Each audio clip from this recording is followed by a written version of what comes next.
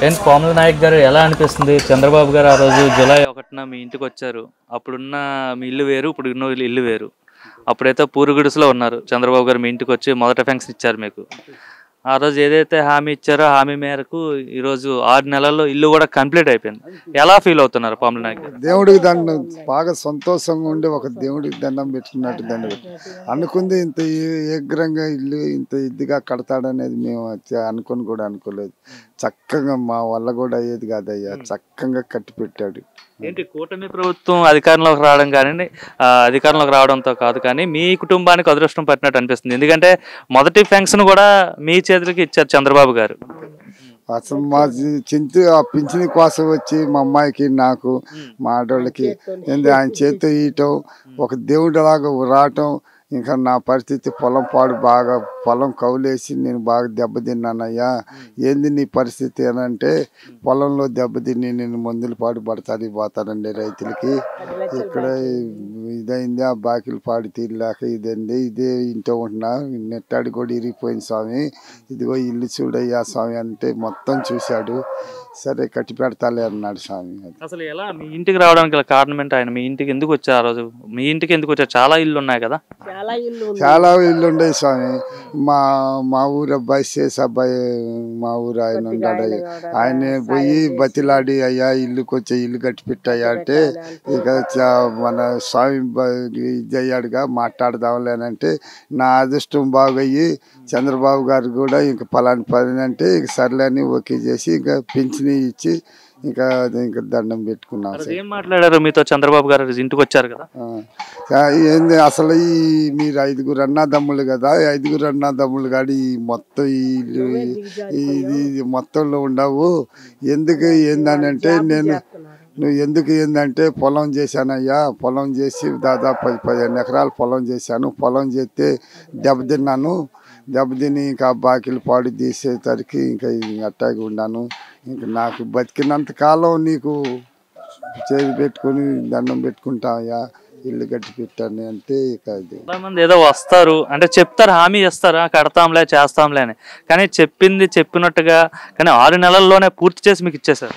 మా ఊరు అబ్బాయి దగ్గరుండి, మేస్త్రి గారు దగ్గరుండి, మేస్త్రి గారు వీళ్ళందరూ ఒకటి జాన్ అనే అబ్బాయి దగ్గరుండి అందరు ఒకటికి ఒకటి అందరు దగ్గరుండి కట్టించారు స్వామి. అదొకటి అసలు నా ప్రాయ కానీ ఏదైనా కానీ నా వల్ల కాదు. అసలు నా ప్రాయ కానీ ఏదైనా కానీ మంచి మంచి చెడ్డ పారేగిరి మొత్తం అసలు అదే సంతోషం స్వామి. అసలు ఆ రాయి ఖరీదు కూడా చేయడం అంత ఇదిగా చేశారు స్వామి.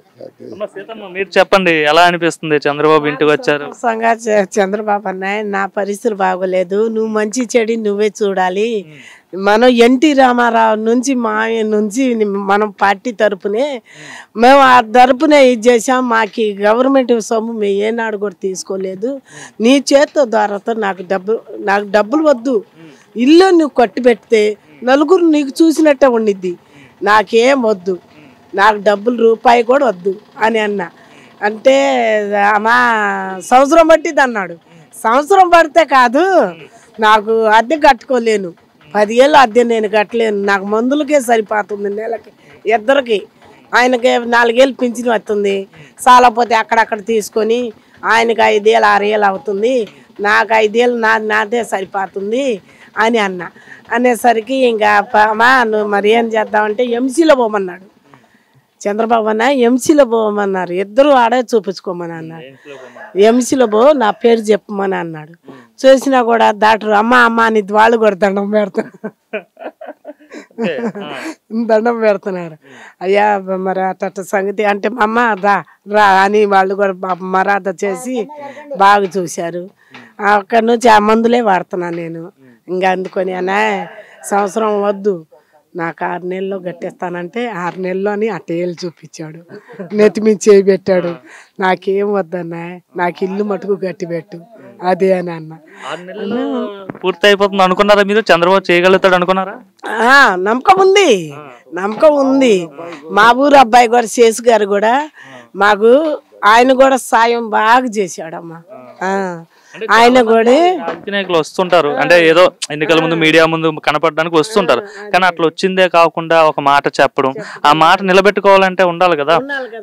అందుకనే మేము కూడా ఉండాలని మేము అదే పట్టుదలలోనే ఉన్నా కూడా ముందు లోకేష్ బాబు వచ్చాడు. లోకేష్ బాబు వచ్చినా కూడా చూశాడు. లోకేష్ బాబు మీ అబద్ధం ఆడి అంత మా పరిస్థితులు మేము అబద్ధం ఆడి మోసం చేయం. ఆయన మందు ట్యాంక్ తీసుకొని చీలలో 200 తెచ్చుకుంటాడు ఆయన ఖర్చు, కానీ ఇప్పుడు కూడా పడట్లేదు. ఆయన ఓపిక అయిపోయింది.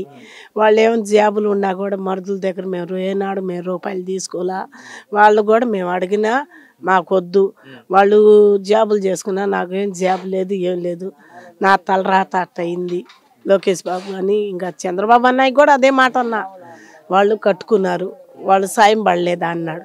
లేదు మేము అడగలేదన్నా.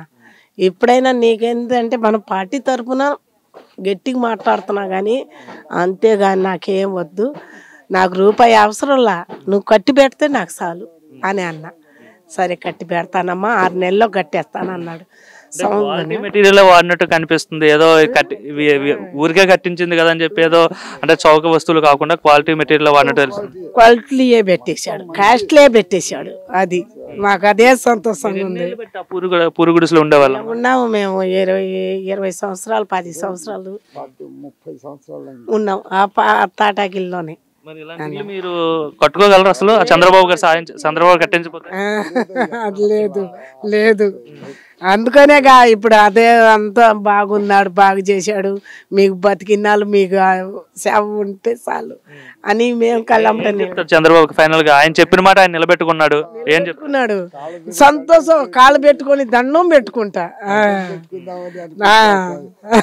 సంతోషం ఎదురు చూస్తుంది ఆయన కోసం. మాకు 3వ తారీఖు అది ఇది అని ఆఫీసర్లు మా శేషబాబు, మా ఊరు అబ్బాయి శేషబాబు వీళ్ళందరూ చెబుతుంటే సర్లయ్య అని చెబితే ఇక ఇదైంది. ఇక అదిగో ఇదిగో వస్తున్నారంటే ఆయనకే ఒక దేవుడు వస్తున్నాడు, మళ్ళీ 2వసారి అబ్బాయి దేవుడు వచ్చినట్టు వస్తున్నాడు. ఇక అది బాగా సంతోషంగా ఉంది స్వామి. ఆయనే ఓపెన్ చేయబోతున్నారు. అసలు తీసి ఇంకా అసలు ఆ తీసి అట్ట కడతామని మా చరిత్రలో లేదు, మేము కట్టలేము కూడా. ఆ రాయి కానీ ఆ క్వాలిటీ కానీ ఏదే కానీ మంచి చెడ్డ ఏం రూపాయి తీసుకోవాలా, అసలు మంచి చెడ్డ మొత్తం మీరు ₹1 కూడా ఏం మాట్లాడే పని లేదు. అసలు మా ఊరు అబ్బాయి శేషబ్బాయి దగ్గరుండి మేస్త్రి దగ్గరుండి చక్కగా నీట్గా అసలు అబ్బో ఏం కట్టించాడంటే కట్టించాడు.